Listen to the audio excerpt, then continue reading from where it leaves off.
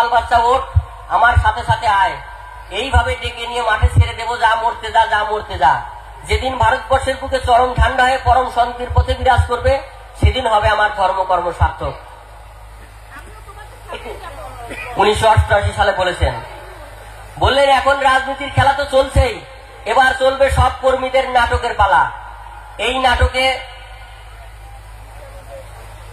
অনেক পরিবর্তন চলবে, কেউই একভাবে থাকতে পারবে না। প্রথম অঙ্কের পাত্রপাত্রীর সঙ্গে দ্বিতীয় অঙ্কের কারো আর সাক্ষাৎ হবে না, দ্বিতীয় অঙ্কে যারা ভূমিকা গ্রহণ করছেন তৃতীয় অঙ্কের তার আর সাক্ষাৎ হবে না। তোমাদের হয়তো অবাক লাগছে, তোমরা সাধারণত প্রথম অঙ্কের কাউকে দ্বিতীয় অঙ্কে আর দ্বিতীয় অঙ্কের কাউকে দেখছো শেষ অঙ্কে, কিন্তু এত বড় এবং এত মজার নাটক এটা যে এর আরম্ভ কোথায় এর শেষ কোথায় কেউ বলতে পারে না। সেই নাটকের গ্রন্থটি এখনো তৈরি হয়নি, তবে নাটক চলছে চলবে, কর্মীদের নাটকও চলছে চলবে। দর্শকরা শুধু হতভম্ব হয়ে তাকিয়ে থাকা ছাড়া আর কিছুই বুঝবে না। বললেন আমার কাছে আসবে লাখো কোটি, আমি ছাকনির পর ছাকনি দেব, যে কটা থাকবে আঙুলে গোনা যাবে। তাই অনেক ছাকনি হয়ে গেছে, আরো হয়তো চরম ছাকনি সামনে আসবে। আমরা যারা এখানে উপস্থিত আছি এই মিটিং এ, হয়তো আমরা ছাকনিতে এখনো টিকে আছি, কিন্তু সেই ছাকনিতে এখনো সেটা টিকে থাকতে পারবো কিনা সবাই সেটা পরম পিতাই জানেন, সেটা পরম পিতারই আশীর্বাদ। সেটা যদি আমরা সেইভাবে গুরুগত প্রাণ হয়ে থাকতে পারি তবে আমাদের পক্ষে সেটা সম্ভব হবে। পরম পিতা বললেন একদিক ঠিক হলে সব দিক ঠিক হয়ে যাবে, অর্থাৎ আমাদেরকে কোনো চিন্তা করতে হবে না, কোনো অসুবিধা হবে না। দিক নির্ণয় যন্ত্র যেদিকেই ঘুরিয়ে রাখা হোক না কেন তার কাঁটাটা উত্তরমুখী হয়ে যাবে। তখন কাঁটাটা যখন ঘুরে উত্তরমুখী হয়ে যাবে, বিপরীত দিক এমনি দক্ষিণ দিক বের হয়ে যাবে। তাহলে পরম পিতা বলেন একদিক ঠিক হলে সব দিক ঠিক হয়ে যাবে। তাই আমরা গুরুগত প্রাণ হয়ে পরম পিতার দিকে লক্ষ্য যদি রাখি আমাদের কোনোই অসুবিধা হবে না, কোনো ছিটকে যাবার ভয় থাকবে না, পরম পিতাই রক্ষা করবেন।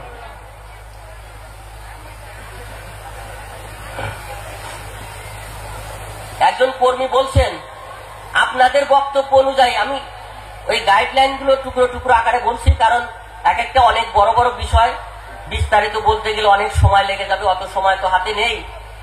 তাই গাইডলাইন গুলো, সেই সবল তত্ত্বগুলো সংক্ষিপ্ত আকারে বলছি, যেগুলো আপনাদের মনে রাখা খুব জরুরি। একজন বলছেন আপনাদের বক্তব্য অনুযায়ী যেভাবে বললেন সবই তো শুনলাম, তা আপনাদের বক্তব্য অনুযায়ী সন্তান দল কি ঠিক সেই পথে চলছে? বললেন না, হুজুগে যারা তার কাছে গেছে বা প্রলোভনের ফাঁদে আজও যারা আছে তারা এই পথে নেই, ছাকনিতে বাদ পড়েছে। বললেন তবে কারা সেই পথে এগোচ্ছে আর কাদের নিয়ে হবে সেই বেদের যুগ? পরম পিতা বললেন তারা এই জনসমুদ্রে হারিয়ে আছে। বললেন সন্তান দলও যদি ছাকনিতে বাদ পড়েছে বেশিরভাগ, তাহলে কারা সেই পথে এগোচ্ছে এবং কাদের নিয়ে হবে সেই বেদের যুগ? উত্তরে পরম পিতা বললেন তারা এই জনসমুদ্রে হারিয়ে আছে, খোঁজ করলেই পাওয়া যাবে, এমনিতে পাওয়া যাবে না, খোঁজ করলেই পাওয়া যাবে। তবে তাদের কাজ বন্ধ নেই, তারা এখন আত্মপ্রস্তুতির পথে। বললেন, প্রশ্ন করলেন তাদের আদর্শের মূল ধারা কি? বললেন মন এবং মুখ এক করা, মন এবং মুখ এক করা, মানব চরিত্রের পূর্ণ বিকাশ ঘটানো, বেদের আদর্শে সমাজকে সেবার মন নিয়ে পরিচালনার রিহার্সালে ব্যস্ত। পয়েন্টগুলো সব মনে রাখবেন, চলার পথে অনেক কাজে লাগবে, কোনো অসুবিধা হবে না।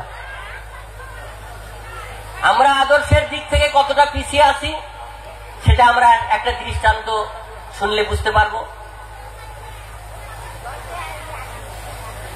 কুরুক্ষেত্রের যুদ্ধ যখন শেষ, সবকিছুই যখন সমাপন হয়ে গেছে, পঞ্চপাণ্ডব দ্রৌপদীকে নিয়ে হিমালয়ের উদ্দেশ্যে রওনা করলেন।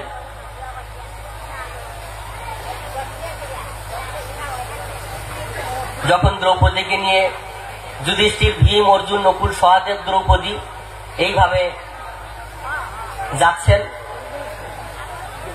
তো কিছু দূর যাওয়ার পরে পথিমধ্যে একটা কুকুরও তার পিছনে পিছনে রওনা হলো।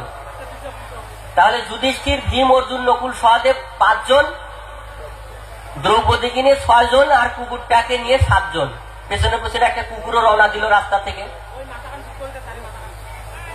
তো এই 7 জন রওনা দিল হিমালয়ের উদ্দেশ্যে।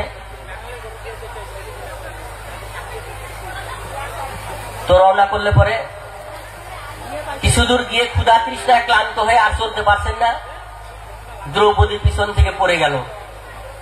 তখন পিছন থেকে ভাই বলছে, দাদা দ্রৌপদী তো পড়ে গেল। বললো যে ভাই পিছনে তাকানো যাবে না, কে পড়ে যায় যাক, সামনে এগিয়ে চলো, পিছনে তাকানোর সময় নেই, কে পড়ে যায় যাক। দ্রৌপদী পড়ে রইল, সেই পঞ্চপাণ্ডব এবং সেই কুকুরটা যাচ্ছে হিমালয়ের দিকে। কিছু দূর গিয়ে ক্ষুধা তৃষ্ণায় ক্লান্ত হয়ে সহদেব পড়ে গেল।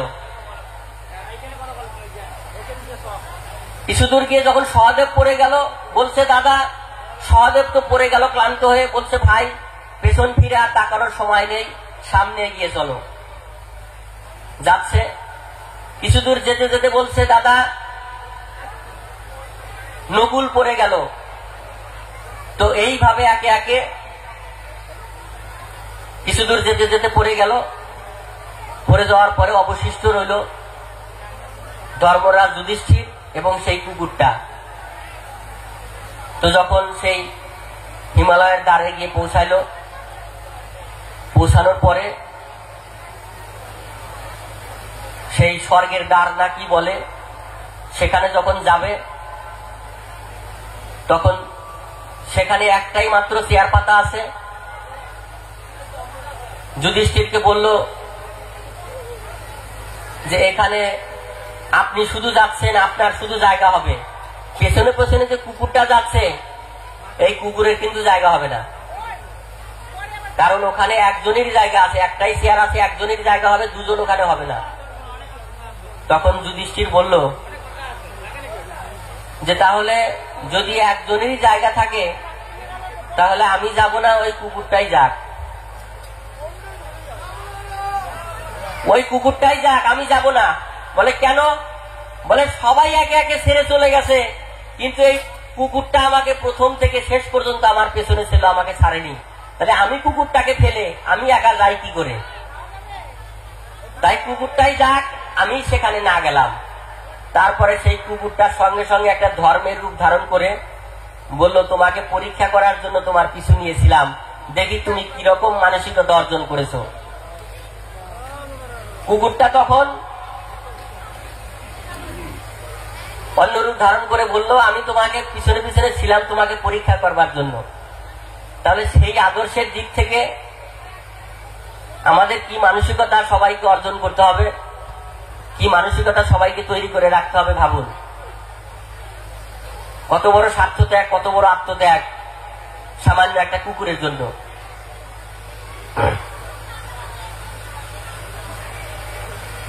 তো যাই হোক, যে বিষয়গুলো এতক্ষণ বললাম খন্ড খন্ড আকারে আরো অনেক বলার আছে, অনেক সময় লেগে যাবে। তো এখন কথা হচ্ছে, পরমপিতা বললেন তোমরা যদি আমাকে বুঝতে পারতে তোমাদের জীবন অন্যরকম হয়ে যেত। মেঘ যেমন সূর্যকে আড়াল করে রাখে, তোমাদের হাজার হাজার জন্মের অপরাধের বোঝাও ঠিক তোমাদেরকে আমার থেকে আড়াল করে দিচ্ছে, তোমরা আমাকে বুঝে উঠতে পারছো না। সামান্য সামান্য জাগতিক চাওয়া পাওয়া, সেই সবের ভিতর দিয়ে জড়িয়ে আমাকে সেই সব কাজ করাতে চাচ্ছ, আর আমি সেগুলো তোমাদের মনের মতো না চললেই তোমরা বিরূপ হয়ে চলে যাচ্ছ। আমি যে তোমাদের জন্য কি দিতে এসেছি, এই বিশ্ব ব্রহ্মাণ্ডে আমি এমন কিছু তোমাদের দিতে পারি যা পেলে তোমাদের পাওয়ার আর কিছুই বাকি থাকবে না, আর সেই সম্পদ একমাত্র আমিই তোমাদের দিতে পারি। আর সেই সমস্ত জিনিস না আছে এই সামান্য জাগতিক চাওয়া পাওয়ার ভিতর দিয়ে আমাকে জড়াচ্ছ। বাবা বাবা আমার মেয়ের বিয়েটা যেন ভালো ঘরে হয়, বাবা আমার ছেলের চাকরিটা যেন হয়, বাবা আমার স্ত্রীর অসুখ যেন ভালো হয়। পরমপিতা কি জিনিস দেওয়ার জন্য এসেছেন, পরমপিতা কি ক্ষমতা আছে সে সম্পর্কে আমাদের ধারণাই নেই। তাই সেটা আমাদেরকে বুঝতে পারি না কিসের জন্য। সেটা পরমপিতা বললেন যে মেঘ যেমন সূর্যকে আড়াল করে রাখে, তোমাদের জন্মে জন্মের হাজার হাজার জন্মের অপরাধের বোঝা ঠিক তোমাদেরকে আমার থেকে আড়াল করে দিচ্ছে, তোমরা আমাকে বুঝে উঠতে পারছো না। বলেন মেঘ এবং কুয়াশা সূর্যের সৃষ্টি, এই মেঘ এই কুয়াশা সূর্যেরই সৃষ্টি, অথচ সাময়িক সূর্যকেই ঢেকে ফেলে। বললেন তাই বলে কি বলতে চাও ওই মেঘ এবং কুয়াশার ক্ষমতা সূর্যের থেকেও বেশি? তা কিন্তু নয়। আবার ওই সূর্যের প্রভার তাপে আবার সমস্ত মেঘ সমস্ত কুয়াশা কেটে আবার পরিষ্কার হয়ে যায়, সমস্ত মেঘ কুয়াশা কেটে আবার চির ভাস্কর উদীয়মান সূর্য উদিত হয় আকাশে। তাই আমাদের এই দ্বিধাদ্বন্দ্ব, সন্দেহ, অবিশ্বাস এবং এই জন্মে জন্মের অপরাধের বোঝা, এইগুলো আমাদের মেঘ এবং কুয়াশার মতো আমাদের সামনে আচ্ছন্ন করে রাখে। আমরা পরম পিতাকে বুঝে উঠতে পারি না। চোখে ছানি থাকলে যেমন চোখে পরিষ্কার দেখা যায় না, কুয়াশা বেশি থাকলে, মেঘ বেশি থাকলে যেমন সূর্যকে ভালো দেখা যায় না, তেমনি আমাদের এই দ্বিধাদ্বন্দ্ব, সন্দেহ, অবিশ্বাস এবং জন্মে জন্মের অপরাধের বোঝা, সেইগুলো পরিষ্কার করবার জন্যই আমাদের এখানে জন্ম। পরম পিতা বলেছেন সেইগুলো যদি পরিষ্কার করতে না পারি তাহলে কিন্তু পরম পিতাকে আমরা ধরেও রাখতে পারবো না, সঠিকভাবে বুঝে উঠতে পারবো না। তো এর আগে বৈশাখ মাসে সেই সম্পর্কে দু চার কথা বলেছিলাম, কিন্তু সময়ের অভাবে বলতে পারিনি। সেইগুলো পরম পিতা বলেছেন সঠিকভাবে, কিভাবে সহজভাবে সেগুলো পরিষ্কার করা যায়, সেই পথটা এর আগে বলার সময় হয়নি। সেই পথটা সংক্ষিপ্ত আকারে আজকে বলবো, যে আমরা জানতে পারলাম পরম পিতার কাছ থেকে যে সেই জন্ম জন্মের অপরাধের বোঝা মেঘ কুয়াশার মতো আমাদের চেপে রয়েছে, কিন্তু সেগুলোকে কি করে পরিষ্কার করবার জন্য আমাদের এখানে আগমন, এই জন্ম এই পৃথিবীতে, সেগুলোকে আমরা যদি পরিষ্কার করে না যাই তাহলে আমাদের আবার জন্ম হবে, আমাদের এই পৃথিবীতে ঘোরাফেরা করতে হবে, আবার এই 84 লক্ষ শাস্ত্রে বলেছে, আর পরম পিতা বলেছেন 20 কোটি বার সেই জন্মে ঘোরাফেরা করতে হবে। তাই সেগুলো পরিষ্কারের অনেক সহজ উপায় পরম পিতা দিয়ে রেখেছেন। সময়ের অভাবে সব বলতে পারবো না, দু চারটা বলছি। একটা দৃষ্টান্ত দিচ্ছি পরম পিতার ভাষায়। পরম পিতা বললেন একজন বয়স্ক ব্যক্তি, 70-75 বছর বয়স, পরম পিতার কাছে এসেছেন। এসে খুব কান্নাকাটি করছেন যে বাবা, আমি জীবনে এমন কোনো ভালো কাম করি নাই, আমার জীবন তো শেষ পর্যায়ে, এখন বুঝতে পারছি তাহলে আমার কি উপায় হবে। পরম পিতা বলছেন কোনো ভালো কাম করিস নাই? বলে না বাবা, এমন কোনো দিন নাই যে আমি খুন খারাপি, অন্যায়, অত্যাচার, চুরি, ডাকাতি, বদমাইশি করি নাই। তখন পরম পিতা বললেন আমি ইচ্ছা করে একটা খেলা দেখাইলাম, গল্পটা মনে রাখবেন। বললেন আমি ইচ্ছা করে একটা খেলা দেখাইলাম, ওর মাথায় হাত দিলাম, হাত দিয়ে দেখি 5 থেকে 10 বছর ওর অপরাধে ভরা, 10 থেকে 15 বছর অপরাধে ভরা, 15 থেকে 20 বছর অপরাধে ভরা, 20 থেকে 25 বছর অপরাধে ভরা, এবার 25 থেকে 35 বছর কোনো অপরাধ নাই, তারপরে আবার অপরাধে ভরা। কিন্তু 25 থেকে 35 এই 10 বছর কোনো অপরাধ নাই, পরিষ্কার। তখন ঠাকুর বললেন তোর জীবনে তো একটা আলো দেখতে পাইতেছি, তুই তো কইলি যে আমি এমন কোনো ভালো কাম করি নাই, কিন্তু তোর ভিতরে একটা আলো দেখতে পাইতেছি। বলেন না বাবা, আমি তো কোনো ভালো কাম করি নাই, আমি কোনোদিনও কোনো ভালো কাম করি নাই। পরম পিতা বললেন তুই মনে কইরা দেখ। বলে না বাবা, আমার তো মনে পড়ছে না। পরম পিতা বললেন তুই কোনোদিন কোনো জীব জন্তুর উপকার করেছিস? তখন বলছে হ্যাঁ বাবা, আমি একদিন একটা ফরেস্টের পাশ দিয়ে, নদীর পাড় দিয়ে যাচ্ছি, দেখি সন্ধ্যা হয়ে গেছে, একটা বাছুর চোরাবালিতে আটকা পড়েছে জল খেতে নেমে, ভ্যা ভ্যা করছে, সন্ধ্যা হয়ে গেছে। তো চিন্তা করলাম বাঘে শিয়ালে খাবে একটু পরে। তখন আমি যেতে গিয়ে ওই গরুর বাচ্চাটাকে, বাছুরটাকে তুলে ধুয়ে পরিষ্কার করে, কাদা পরিষ্কার করে দিলাম, এক দৌড়ে চলে গেল। তখন ঠাকুর বললেন দেখ প্রকৃতি রাজ্য কত সুন্দর ব্যবস্থা প্রকৃতি রাজ্যে রয়েছে, যে ওই 10 বছর তুই অনেক পাপ করেছিস, অনেক অন্যায় অপরাধ করেছিস। বলো হ্যাঁ বাবা করেছি। বলো তাহলে 10 বছরে যত অন্যায় অপরাধ করেছিস, ওই একটা বাছুরকে চোরাবালির থেকে তুলে দেওয়ার জন্য ওই বাছুরের আশীর্বাদে প্রকৃতি থেকে তোর 10 বছরের অপরাধ মুক্ত হয়ে গেছে, পরিষ্কার হয়ে গেছে। 10 বছরের অপরাধ তোর পরিষ্কার হয়ে গেছে। তখন বললেন বাবা তাহলে দেখো তো, এত সুন্দর ব্যবস্থা যদি থাকে তাহলে আর কত আছে, আর কি করতে হবে আমাকে, যেটুকু অবশিষ্ট আছে এটার জন্য আমাকে আর কতদিন এইভাবে করতে হবে। তো বলে এখন থেকে যদি তুই ভালো কাজ করিস, নাম জপ করিস, ভালো কাজ করিস, তাহলে তোর যা 10 বছরে সব পরিষ্কার হয়ে যাবে। তারপরে গিয়ে কোনো অন্যায় অপরাধ না করে একদম ঠাকুর ঠাকুর করে বসে গেছে। ঠাকুর ছাড়া কিছু বোঝে না, সবসময় ঠাকুরের চিন্তা এবং জীব জন্তুর উপকার করা যায় কি করে, সবার ভালো মঙ্গল করা যায় কি করে, সে চিন্তা করছে। হঠাৎ একদিন 6 বছর পরে দেখা, বলছে বাবা দেখো তো আর কত বাকি আছে। ঠাকুর হাত দিয়ে বলছে সব পরিষ্কার করে ফেলেছিস, তোরা আর কোনো অপরাধ নাই, তুই মুক্ত। বলে বাবা এখন যদি এগুলো করতে থাকি, বলে এখন যদি নাম জপ করতে থাকিস তোর জমার ঘরে পড়বে, তোর পারের করে হিসাবে তুই নিয়ে যেতে পারবি, তলবি হিসাবে তোর কাজে লাগবে। তাই পরমপিতা বলেছেন যে যদি থাকে পুঁজি, মাঝে মধ্যে হেলে দুলে গান গাইতেন, যদি থাকে পুঁজি মাঝি হবে রাজি, এ মাঝি বড়ই পাজি, কিছুতেই হবে না রাজি যদি না থাকে পুঁজি। তাই যাত্রা পথের পাথে আমাদের সবাইকে রোজগার করে নিতে হবে।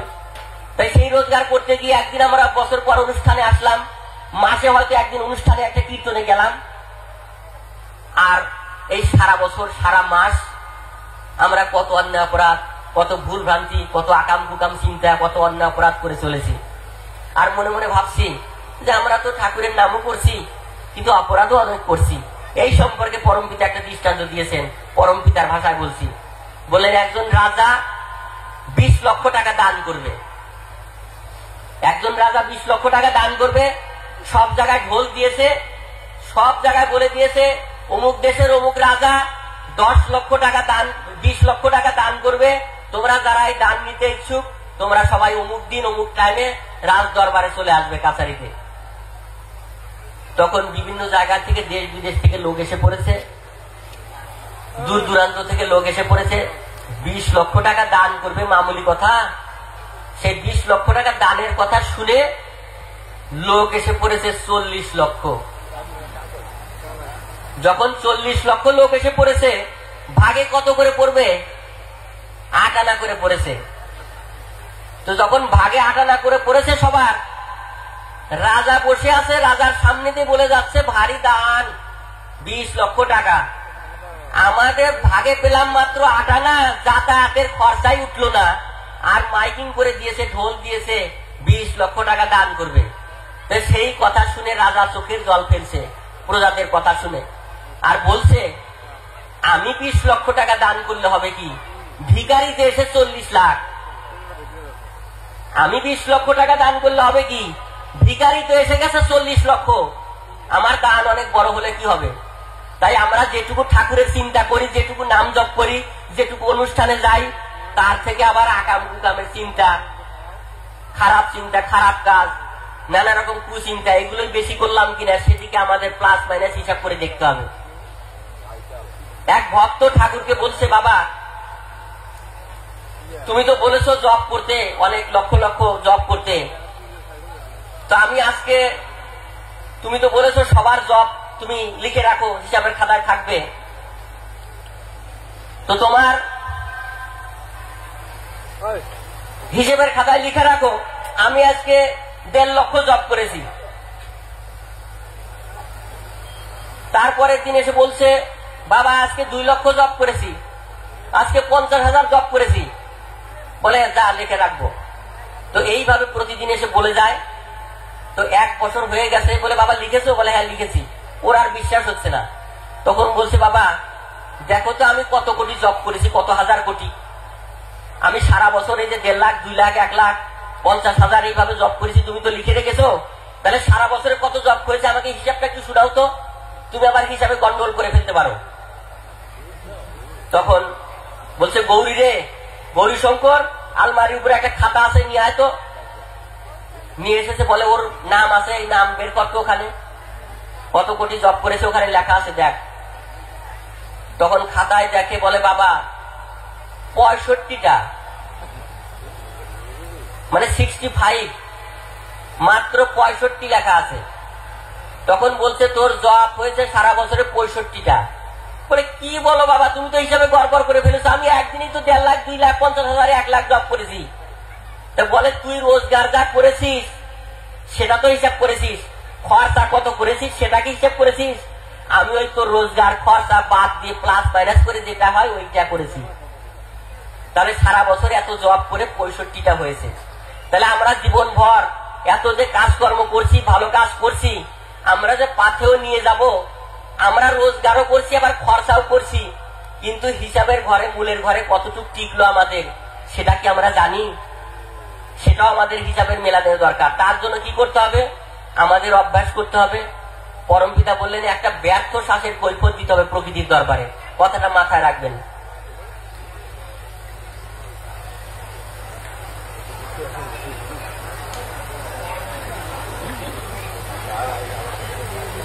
একটা ব্যর্থ শ্বাসের কৈফিয়ত দিতে হবে প্রকৃতির দরবারে।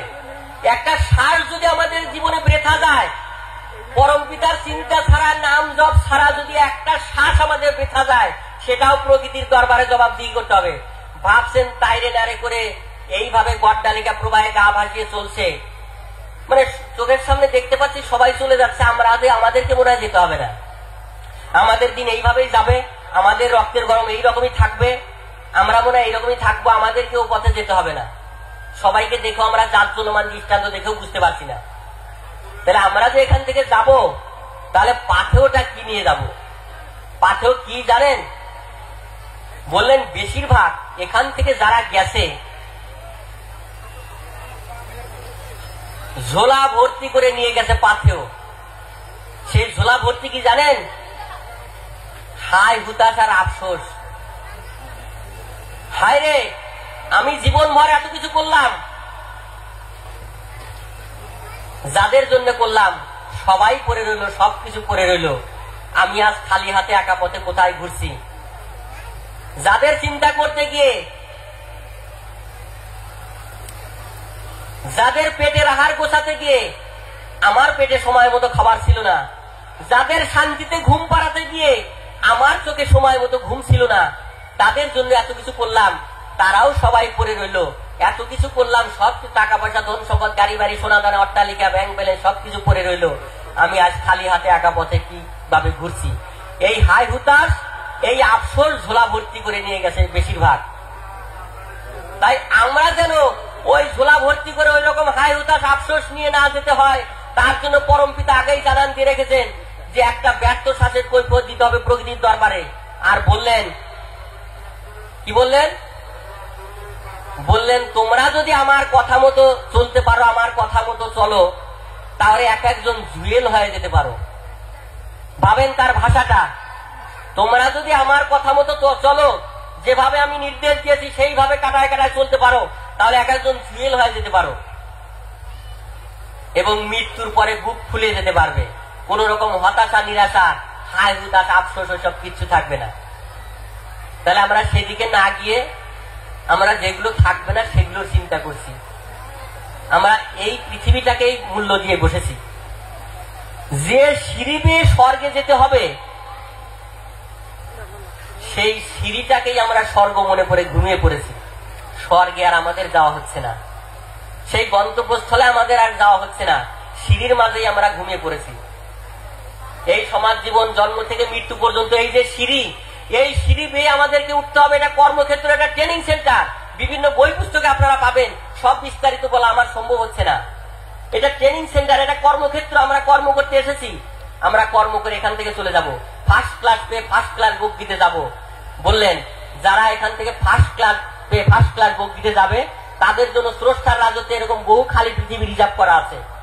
বলেন তোমরা আমার সঙ্গে যখন যাবে, স্বর্গের দেবতারা পর্যন্ত ফ্যাল ফ্যাল করে চেয়ে থাকবে, এবং যেখানে যাবে সেখানে দ্বার রক্ষী, গেটের দারোয়ান থাকবে স্বয়ং দেবাদিদেব, মহেশ্বর, ভোলা মহেশ্বর।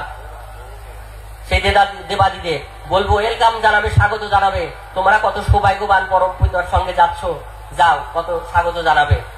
আর যেখানে বললেন সেই পরম পিতা যেখানে পৃথিবী আমাদের জন্য তৈরি করে রেখেছেন, সেই সুন্দর জায়গা, বললেন সেখানে 1000টা উপরে চাঁদ ওঠে, 1000টা,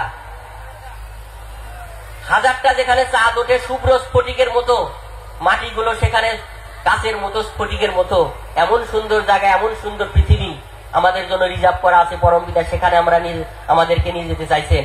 আর আমরা বারবার যাতে জন্ম হয়, বারবার যাতে এখানে ঘুরপাক খেতে হয়, এই জ্বালা যন্ত্রণা, অভাবনীয় রোগ শোক, ব্যথা বেদনা, এখানে জন্ম মানে মৃত্যু, আর এখানে জন্ম মৃত্যু মানে দুঃখ জ্বালা যন্ত্রণা অভাব অভিযোগ রোগ শোক ব্যথা বেদনা। তাই এসবের ভিতরে আমাদের যেন আবার আসতে হয়, সেই কাজে আমরা করে বসে থাকি। পরম পিতার দিকে আমরা সেদিকে লক্ষ্য দিতে পারছি না, সেভাবে গুরুত্ব দিতে পারছি না। চোখের সামনে নিয়ে যাচ্ছে বলো হরি হরি বল, দেখেও বুঝতে পারছি না যে ওই পথে আমাদেরও যেতে হবে। হালকা ভাবে বলছি, হ্যাঁ আমাদেরও তো যেতে হবে ওই পথে একদিন। আবার হয়তো চা খাচ্ছি, ঝালমুড়ি খাচ্ছি, মামুলি বলেন, এত বড় জাজ্জলমান দৃষ্টান্ত, সেটাকে গুরুত্ব দিতে পারছি না। আমরা এখন পরম পিতাকে ফাঁকি দিতে পারবো, নিজেকে বিবেককে ফাঁকি দিতে পারবো, কিন্তু আমাদের এইভাবে ফাঁকি দিয়ে আমাদের মৃত্যুটাকে কিন্তু আটকাতে পারবো না, বয়সটাকেও আটকে রাখতে পারবো না। আমাদের এক একজনের বয়স 40, 50, 60, 70, 80 হয়ে গেছে। সময় ঘনিয়ে এসেছে, আর বেশি দেরি নাই। এই অনুষ্ঠান গত কার্তিক মাসে হয়েছিল, এই আবির্ভাব দিবস। সেই আবির্ভাব দিবসে গতবারে সেই 105তম, সেখানে রামপুরের আমার এক দিদিমা ছিল, সে কিন্তু এই অনুষ্ঠানে আর নেই, তার ছুটি হয়ে গেছে। এই অনুষ্ঠানে কিন্তু থাকলে কিন্তু আসতো, সে কিন্তু আর নেই। এইরকম ভাবে কত গুরু ভাই বোনের নাম বলবো, আপনারা জানেন। বাদল দ্বারা সস্ত্রীক, তারাও কিন্তু গত অনুষ্ঠানে ছিল, আজকে কিন্তু নেই। সাধুদা ছিল, অনন্ত সাধু ছিল গত 23শে কার্তিকে, আজকে কিন্তু তারা নেই। এরকম ভাবে কত গুরু ভাই বোন, কত বাবা মা, কত দাদা দিদি আমাদের চলে গেছে। আমাদেরকেও কিন্তু সেইভাবে চলে যেতে হবে, আমাদেরও সময় হবে। আগামী দিন 107তম আবার হবে, কিন্তু সেইখানে আমরা এখানে উপস্থিত থাকতে পারবো কিনা সবাই, সেটা কিন্তু পরম পিতার আশীর্বাদ ছাড়া সম্ভব হবে না। এইখানে 107তম পরম পিতার আবির্ভাব দিবস আগামী বছর হবে, কিন্তু সবাই আমরা যে আসি, এই সবাই থাকতে পারবো কিনা সেটা কিন্তু পরম পিতাই জানেন। তাই সেদিনের কথাটাও যেন তার সঙ্গে আমাদের মনে থাকে, আমরা যেন হিসাবে গুলিয়ে না ফেলি। সেই সম্পর্কে বলতে গেলে অনেক তত্ত্ব ছিল, অনেক কথা ছিল, সময়ের অভাবে তো সব বলা যাবে না।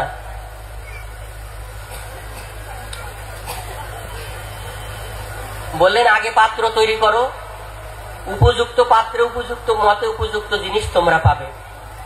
আমরা চাওয়াটা এখনো ঠিক করতে পারি নাই, পাত্রটা ঠিক করতে পারি নাই, সেভাবে আমরা তৈরি হতে পারি নাই। আমি অনেক সময় বলি, অনেকে বলে, একজন এসে আমাকে বলছে দুনিয়ায় মানুষ নেই। আমি বললাম দুনিয়ায় মানুষ ঠিকই আছে, না হলে এই চন্দ্র সূর্য, এই আলো জল মাটি বাতাস সব ঠিকই আছে, মানুষ না থাকলে কি থাকতো? আসলে আমি মানুষ হতে পারি নাই, তাই মানুষ খুঁজে পাচ্ছি না। আমি মানুষ হতে পারি নাই, তাই মানুষ হতে খুঁজে পাচ্ছি না। আমার মতো সবাইকেই ভাবছি।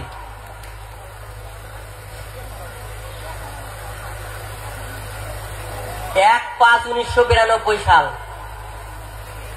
দেশপ্রিয় পার্কের একটা ভাষণের অংশ, একটা ঠাকুরের ভাষণ। 1/5/1992 সাল কলকাতার দেশপ্রিয় পার্কের সেই ভাষণে ঠাকুর বললেন, হে পথিক, তোমরা সব অনন্ত যাত্রা পথের পথিক।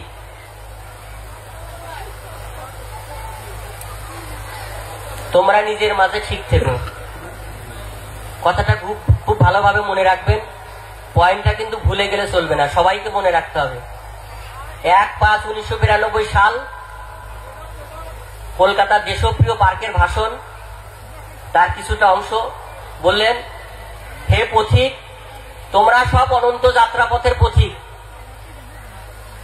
তোমরা নিজের মাঝে ঠিক থেকো। তোমার পরিবার তোমার বিরুদ্ধে গেলেও তোমার কোনো ক্ষতি নাই, তোমার আত্মীয় স্বজন তোমার বিরুদ্ধে গেলেও তোমার কোনো ক্ষতি নাই, দেশবাসী তোমার বিরুদ্ধে গেলেও তোমার কোনো ক্ষতি নাই, এমনকি আমিও তোমার বিরুদ্ধে গেলেও তোমার কোনো ক্ষতি নাই। হে পথিক, তুমি নিজের মাঝে ঠিক থেকো, নিজের মাঝের নির্দেশ অনুযায়ী তুমি চলবে। রাম নারায়ণ রাম। তাহলে সেই কথাগুলো আমাদেরকে মনে রাখতে হবে গাইডলাইন আকারে। এইগুলোই সবল তত্ত্ব, আর এগুলোই সেই সবল চিন্তাকে বাঁচিয়ে রাখবে। পরমপিতা যেভাবে বলেছেন, কোন রকম দুর্বল চিন্তায় মনকে আচ্ছন্ন করবে না, সবল চিন্তাকে বাঁচিয়ে রাখতে হবে সবল তত্ত্ব দিয়ে।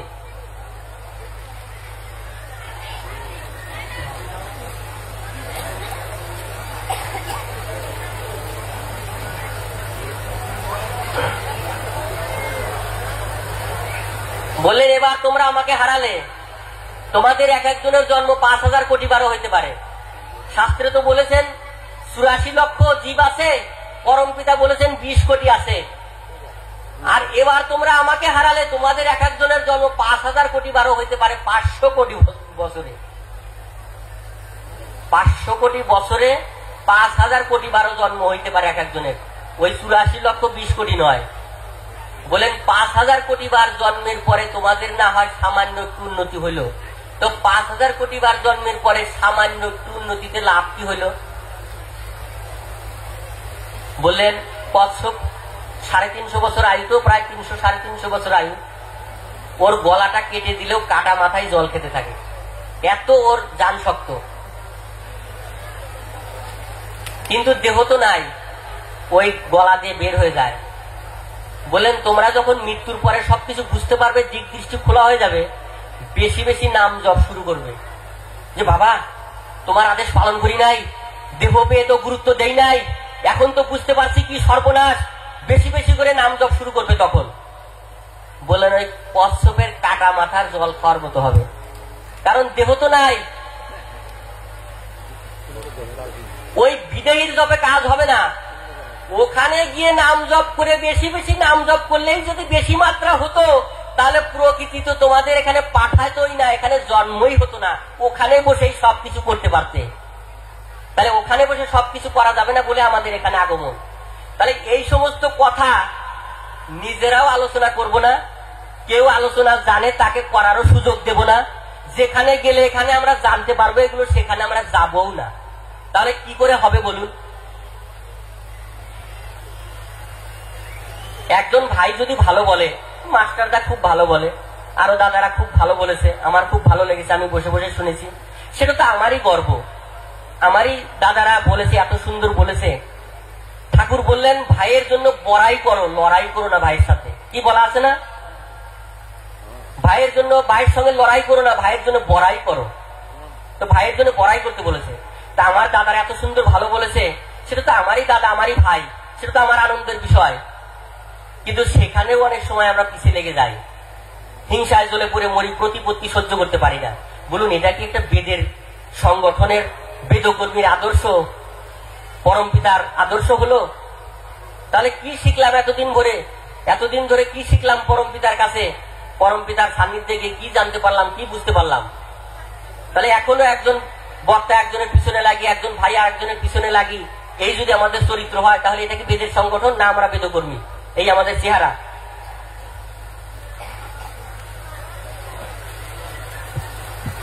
বলেন আমার নির্দেশিত পথে চললে বিশেষ মাত্রা পাবে। আমার নির্দেশিত পথে চললে, এই যে সংক্ষিপ্ত আকারে যে কথাগুলো বললাম, আপনারা আরো বই পুস্তক পড়বেন, ভাই বোন নিয়ে আলাপ আলোচনা করবেন, ভাই বোনদের সঙ্গে আলাপ আলোচনা করবেন, যারা বলতে পারে তাদের বলার সুযোগ দিবেন। এক জায়গায় ভাই বোনেরা যখন আলাপ আলোচনা করা হয়, প্রশ্ন উত্তরে যখন আলোচনার অনুষ্ঠান হয়, সেখানে তর্ক বিতর্ক থাকবে না, সেখানে থাকবে আমাদের জানার পিপাসা, জানার আগ্রহ। দেখবেন একজন ভাই যখন একটা গভীর কথা বলল, তখনই আর এক ভাইয়ের আর একটা গভীর কথা মনে পড়ে গেল, যা সে কল্পনাও করে নাই। যখনই আলোচনা হচ্ছে, শুনে তার মনে পড়ে গেল, সেটা শুনলাম আমরা সবাই। তারপরে কিছুক্ষণ পর আর একজন ভাই আর একটা কথা বলল, ঠাকুরের খুব গুরুত্বপূর্ণ কথা, যেটা আমাদের জানা আছে কিন্তু মনে নেই, সেটা আলোচনা হলো। এইভাবে আমরা একের অপরে পরিপূরক হয়ে এইভাবে আমরা জানতে জানতে এগিয়ে যাব, কতক্ষণ পর্যন্ত? শ্মশান পর্যন্ত। তারপরে বাদ বাকি পরমপিতা আছেন, দেখে নেবেন। শ্মশানের পরে আমাদের কোথায় যেতে হবে, কি করতে হবে, নতুন অধ্যায়ের সূচনা হবে, সেটা পরমপিতা আছেন পরের অধ্যায়ের পরে পরমপিতা বলে দেবেন। আগে তো শ্মশান পর্যন্ত টিকে থাকি, শ্মশান পর্যন্ত এটা তো রাস্তা ঠিক রাখি, সেই অবধি। তাহলে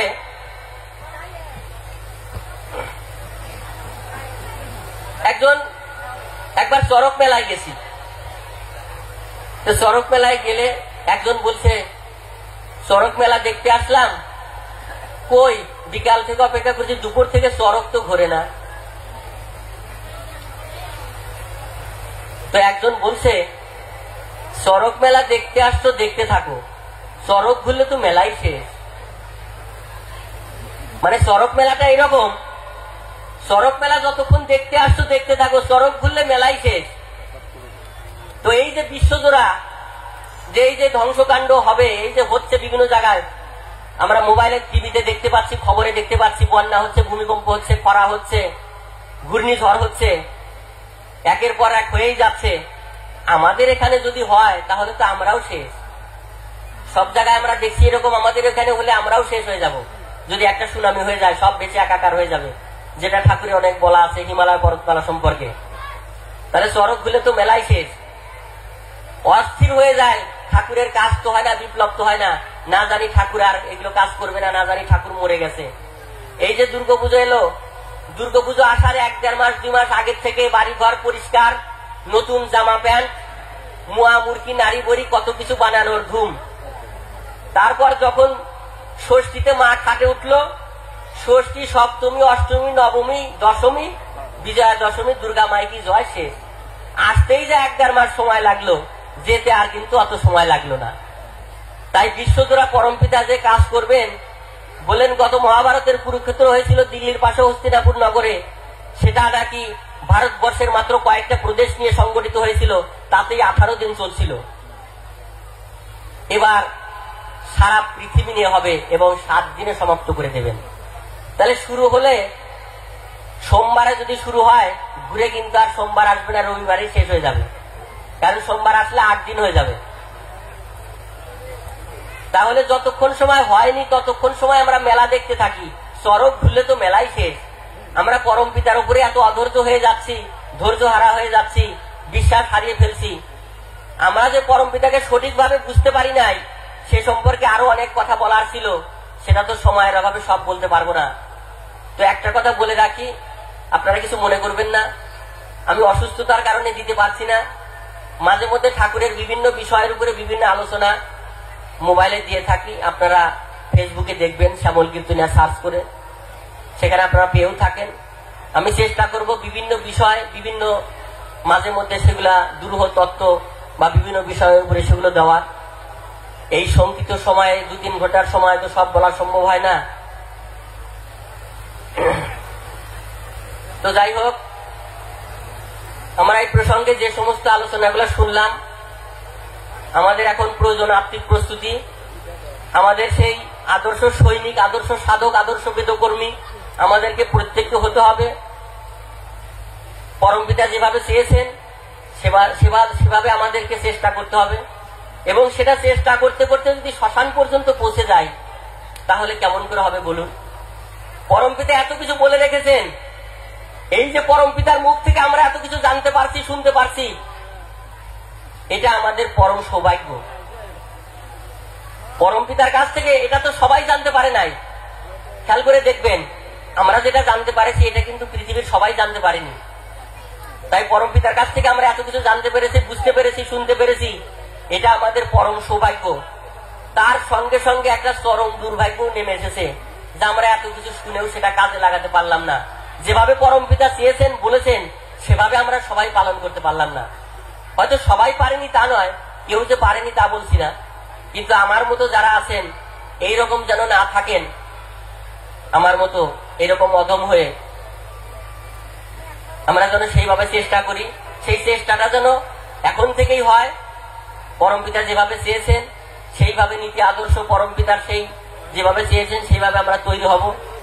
তো সেই সম্পর্কে ভক্ত হতে গেলে অনেক পরীক্ষা দিতে হয়, অনেক শক্ত হতে হয়। তো আমাদের জীবনের পাওয়া আমরা একটাই, পরম আমরা পাবো আমরা যদি শেষ পর্যন্ত পরমপিতার চরণে ঠাঁই পাই। অনেকে ছিটকে গেছে, অনেক ছাকনিতে অনেক বাদ পড়ে গেছে।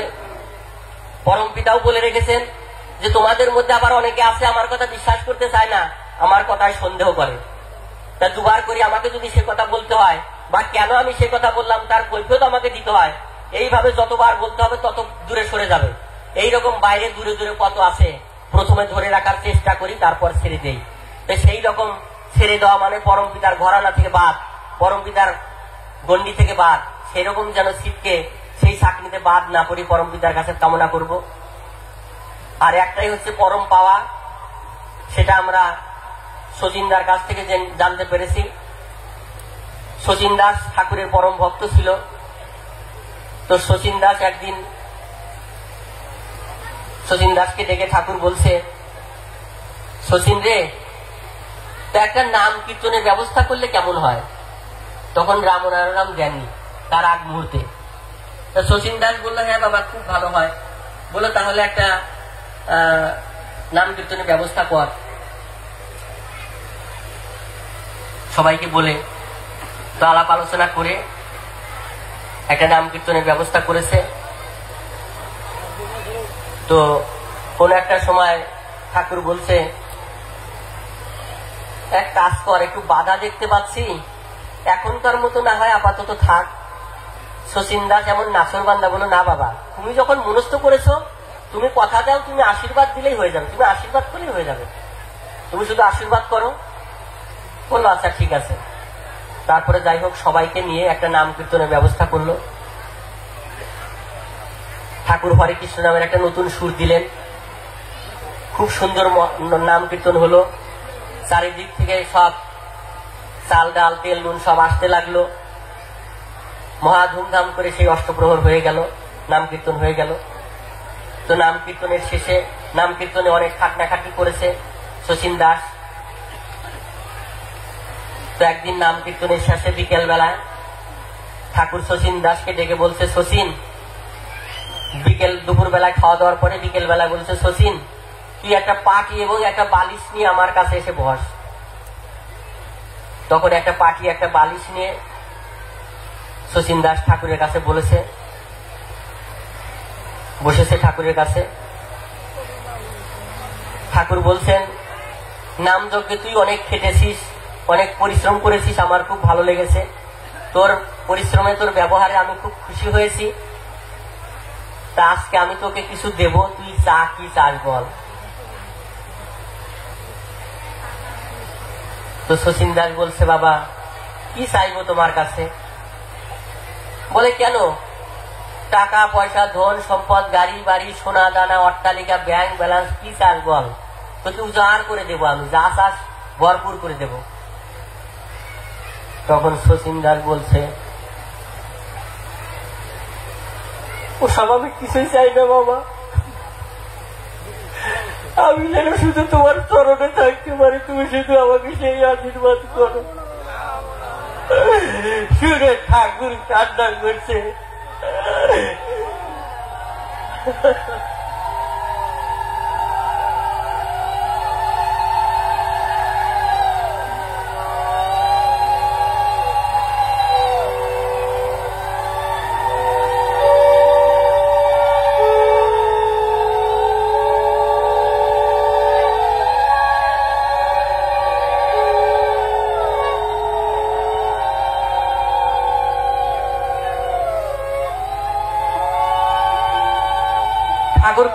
ঠাকুর নিজেও কান্না করছে, বলছে, শচীন, তুই কি আর চাওয়ার কিছু পাইলি না?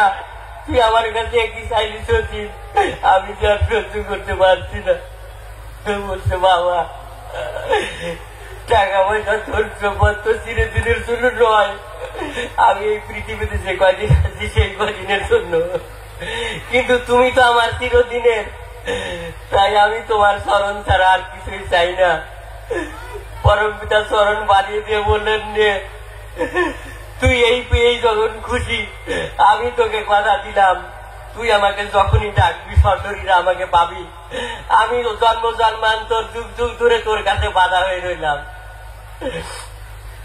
পরম পিতা বললেন, আমার সন্তানরা আমার অন্তরের জিনিস, তাদের কত ব্যথা বেদনা অভাব অভিযোগের কথা তারা আমাকে জানায়, কত দুঃখ কষ্ট পেয়ে একটু উপশমের জন্য আমার হাতে পায়ে ধরে, তাদের সাময়িক সেই ব্যথা বেদনা দূর না করে এদিকে সেদিকে কত ঘুরাই, না হলে যে আবার সেই জন্ম মৃত্যুর ভয়ানক চকের ভিতরে পড়তে হবে। আমি সব কিছু জানি বলে তার সে সর্বনাশ আমি করতে পারি না। ডাক্তারের মতো নির্দয় ভাবে আমাকে রোগ উপশমের জন্য চিকিৎসা করতেই হয়। তোমাদেরকে এত করে বলি, এত করে বুঝাই, তবু আমাকে ভুল বুঝে দূরে সরে যায়।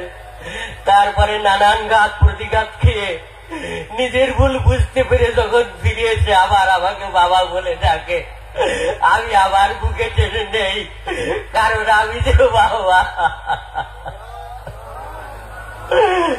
কারণ আমি যে বাবা।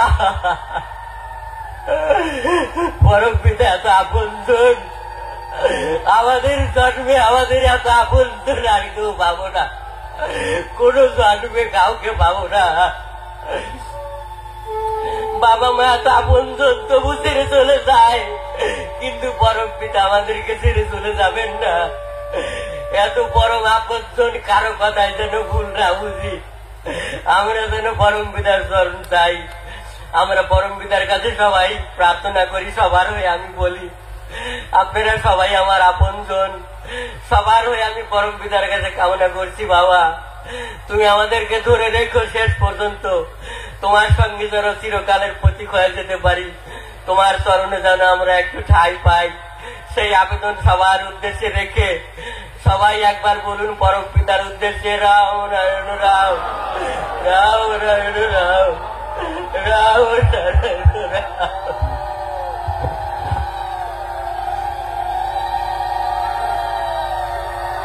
রাম নারায়ণ রাম।